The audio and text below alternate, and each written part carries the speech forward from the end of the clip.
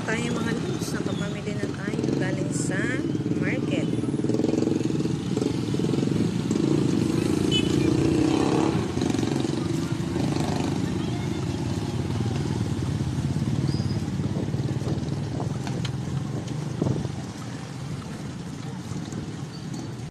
Ayan, nakabili lang ako ng pansit, ng itlog, mga maritatas, asin, sugar, bawang sibuyas.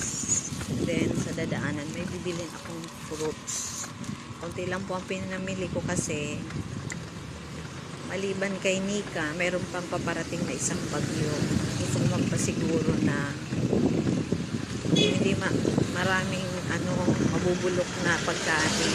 Kasi noong kay Christine, ako problema doon sa mga stocks ko sa ref kasi hindi ba nga nawalan kami ng kuryente. So ngayon, namili ako konti na lang muna. Bahala na po.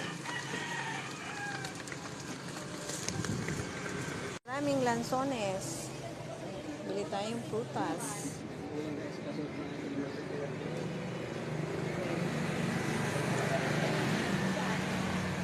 Mangustin. Ay, salamat. Andito na tayo sa bahay mga lods. Ayan, kumusta naman ang ating itsura? Ay, nako. Ang napamili ay isang tray na itlog, asin,